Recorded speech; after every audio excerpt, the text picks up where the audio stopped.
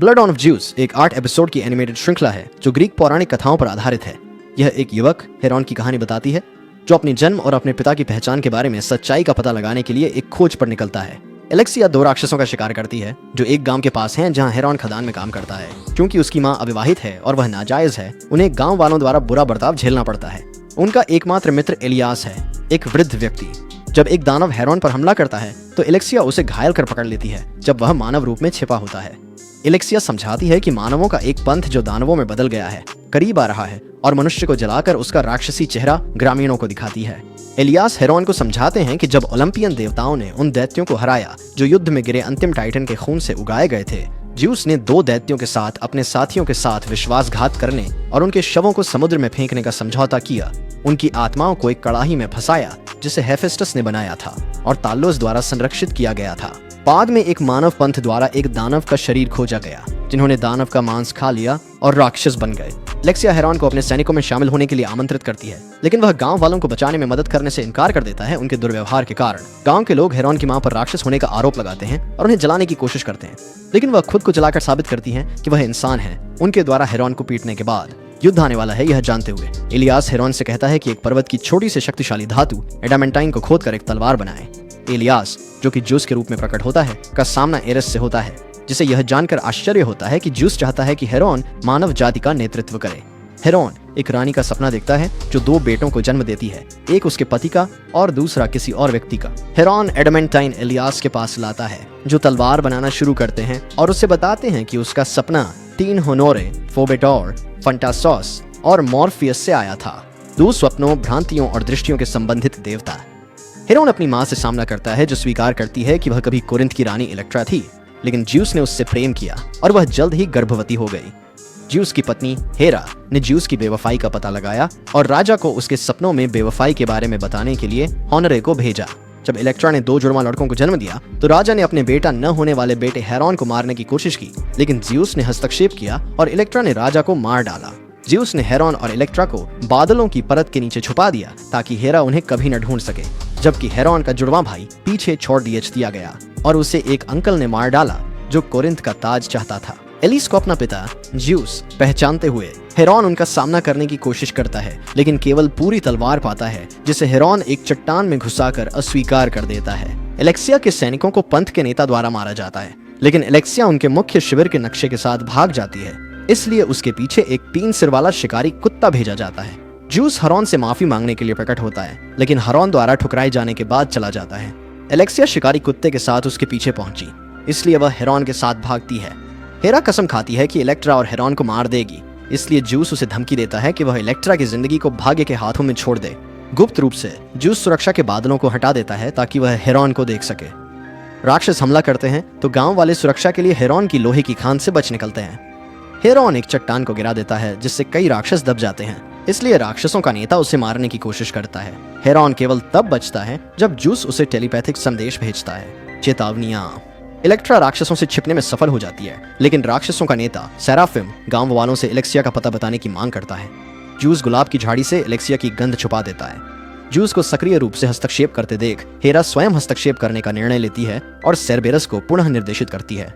Electra, Hera और अन्य देवी देवता ज्यूस का सामना करते हैं, उसे याद दिलाते हैं कि इलेक्ट्रा का जीवन किस्मत के हाथों में होना चाहिए। ज्यूस के अपने कानूनों के अनुसार वे अपने बीच शांति बनाए रखने के लिए ज्यूस को मारने का अधिकार रखते हैं। ज्यूस मजबूर हो जाते हैं देखने के लिए जब सेराफिम इलेक्ट्रा को फांसी देता है और हेरॉन को कैद कर लेता है ताकि उसे एक दानव में बदल सके।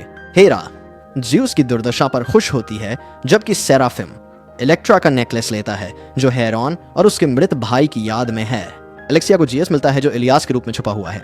इलेक्ट्रा के लिए शोक व्यक्त करते हुए हेरॉन के पीछे जाने से पहले हर्मीज इलेक्ट्रा की आत्मा को अंडरवर्ल्ड ले जाता है, जहां वह एक दृष्टि में हेरॉन के सामने प्रकट होती है, उसे मजबूत रहने की याद दिलाती है।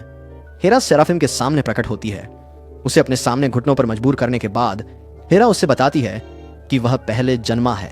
कोरिंथ के राजा का पुत्र। जब उसके चाचा एक्रीसियस ने उसे चट्टान से गिरा दिया तो इलेक्ट्रा की दाई अरियाना उसे जीवित पाई और उसके साथ जंगल में भाग गई, जहां उसने उसे एक भालू और उसके शावकों के साथ पाला। जब अक्रीशियस के बेटों ने उन्हें पाया तो उन्होंने अरियाना और सेराफिम के भालू भाई बहनों की हत्या कर दी। मां भालू ने सभी आदमियों को मार डाला सिवाय अक्रीशियस के एक बेटे के जो भाग गया। सालों बाद सेराफिम ने जीवित बचे बेटे का पता लगाया और उसकी हत्या कर दी, इससे पहले कि वह समुद्र में भाग निकला, जहां उसने विशालकाय का शव खोजा। उसका मांस खाने के बाद सेराफिम ने ओलंपियन बाइडेंट प्राप्त किया, जिसने विशालकाय को मारा था, और इसका इस्तेमाल पीछा कर रहे सैनिकों को मारने के लिए किया, और जो सरेंडर कर चुके थे उन्हें अपने अनुयायी बना लिया। हेरा कहती हैं कि सब कुछ ज्यूस की गलती है, क्योंकि उसने सेराफिम को बचाने के लिए वैसा कुछ नहीं किया जैसा उसने हेरोन के लिए किया। सेराफिम हेरा के इरादों को लेकर संदेह में है, इसलिए हेरा यह भी प्रकट करती हैं कि सेराफिम ने अनजाने में अपनी असली मां इलेक्ट्रा को मार डाला, जिससे सेराफिम ज्यूस के खिलाफ गुस्से में आ जाता है। एलेक्सिया अपने मार्गदर्शक चिरोन से मिलने जाती है ताकि उन नक्शे के कुछ हिस्सों का अनुवाद कर सके जो उसने राक्षसों से प्राप्त किया था। चिरोन खुलासा करता है कि नक्शा भूल भुलैया के उस रास्ते को दिखाता है जहां राक्षसों को बनाने वाले दानव का शरीर छिपा हुआ है। एलेक्सिया इस जानकारी के साथ जाने की कोशिश करती है, लेकिन चिरोन खुलासा करता है कि उसने अपने लोगों की रक्षा के लिए उसे राक्षसों के पास धोखा दे दिया है। वह एलेक्सिया और नक्शा सेराफिम को सौंप देता है, लेकिन नक्शे को गुप्त रूप से मिट्टी से ढकने से पहले नहीं। हेरा सेराफिम को उस तलवार तक ले जाती है जिसे ज्यूस ने हेरोन के लिए बनाया था। वह बताती है कि तलवार किसी भी चीज को काट सकती है, जिसमें ऑटोमेटन टालोस भी शामिल है, जो उन दिग्गजों की आत्माओं को रखने वाले संदूक की रक्षा करता है। वह यह भी मांग करती है कि सेराफिम हेरोन को मार डाले, जिसे एक गैली पर ले जाया गया है, जहां वह अन्य कैदियों के साथ साजिश रचता है कि वे अपनी बेड़ियों से मुक्त होकर जहाज का नियंत्रण ले लें। हेरमिस ज्यूस को बताता है कि उसने हेरा को सेराफिम के साथ साजिश करते देखा था, और इस रहस्योद्घाटन से ज्यूस उग्र हो जाता है और वह सेराफिम से हेरोन की रक्षा के लिए पृथ्वी पर बिजली गिराता है। ज्यूस द्वारा बचाए जाने के बाद हेरोन को ओलंपस ले जाया जाता है, जबकि एलेक्सिया और अन्य कैदियों को भूल भुलैया के प्रवेश द्वार की ओर भेजा जाता है। हालांकि नक्शा नष्ट हो चुका था। हेरा द्वारा सेराफिम को एक वस्तु, जिसे अंधकार का कड़ाहा कहा जाता है, खोजने के लिए निर्देशित किया जाता है। ज्यूस हेरा को संतुष्ट करने और अपनी वफादारी की कसम खाने की कोशिश करता है, लेकिन वह तभी स्वीकार करेगी जब हेरोन मारा जाएगा। ज्यूस इस शर्त को मानने से इनकार कर देता है और हेरा अपने अनुयायियों के साथ हेडेस के पास चली जाती है, जो न्यूट्रल रहता है और किसी भी देवता को आश्रय देने की पेशकश करता है। पोसाइडन उसके साथ चला जाता है। एलेक्सिया और अन्य चिरोन से मिलते हैं, जो अपनी गलती को सुधारने के लिए मानचित्र की एक प्रति प्रदान करते हैं, और वे मृतकों के क्षेत्र के माध्यम से भूल भुलैया की ओर जाने की योजना बनाते हैं। हेरोन को संक्षेप में प्रशिक्षित किया जाता है और उसे अपनी क्रोध पर काबू पाने के लिए सिखाया जाता है जब भाग्य उसे बुलाते हैं, जो उसे आने वाली घटनाओं में उसकी हिस्सेदारी के बारे में चेतावनी देते हैं और प्रकट करते हैं कि एलेक्सिया और अन्य खतरे में पड़ रहे हैं। हालांकि ज्यूस उसे बताता है कि वह उनकी मदद के लिए नहीं जा सकता, क्योंकि वह तैयार नहीं है। ओनेरोस द्वारा सेराफिम को एक डरावना सपना दिया जाता है। ज्यूस ओनेरोस को निर्वासित कर देता है और यह प्रकट करता है कि उसने सेराफिम की पूरी जिंदगी मदद की है, यहाँ तक कि उसे तब बचाया जब एक्रीसियस के बेटों ने आरियाना को मारा था। वह यह भी प्रकट करता है कि हेरा ने उसे अपनी मां इलेक्ट्रा को मारने के लिए प्रेरित किया। चिरोन एलेक्सा और उसके अनुयायियों को मृतकों के मैदान की ओर ले जाता है, जहां ओलंपियन ने दानवों को हराया था, और उन्हें चेतावनी देता है कि धुंध के बीच उन्हें कभी नहीं दौड़ना चाहिए, कहीं वे विषाक्त जमीन को न परेशान कर दें। कई अनुयायी मतिभ्रम से भागते हुए मारे जाते हैं। वे भूल भुलैया के प्रवेश द्वार तक पहुंचते हैं, जहां हेरोन आता है और मिनोटोर को मार डालता है। ज्यूस के संकेतों का पालन करते हुए सेराफिम एक गुफा में एक्रीसियस को खोज लेता है और मार डालता है उसे। एलेक्सिया और हीरोन पाते हैं कि दैत्य की लाश गायब है और सेराफिम ने उन्हें जाल में फंसा लिया है। सेराफिम हीरोन को देवताओं को मारने के लिए साथ काम करने का मौका देता है, लेकिन हीरोन मना कर देता है। बाकी अनुयायियों को मार दिया जाता है। केवल कॉफी, ग्लैडिएटर और एवियोस चोर बचते हैं। हेरा हर्मीज, जो उसका पीछा कर रहे थे, पर हमला करती है और उसकी आत्मा संग्रहण आर्मब्रेस चुरा लेती है। अपोलो हर्मीज को बचाते हैं, लेकिन एरीज द्वारा घायल हो जाते हैं, जो अपोलो के शरीर को समुद्र में फेंक देता है।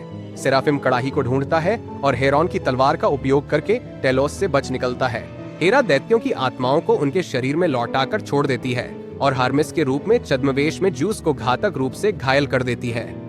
जब ज्यूस मर रहा होता है तो दैत्य ओलिंप की ओर बढ़ने लगते हैं। हेरा दैत्यों को महासागर देने की पेशकश करती है अगर वे ज्यूस को मार दें। यह सुनकर पोसाइडन अपोलो के साथ ओलंपस लौट आता है। ज्यूस अपनी बिजली का इस्तेमाल कर अपने घाव को बंद करता है और दिखाता है कि हेरा के पास खड़ाई कहाँ है।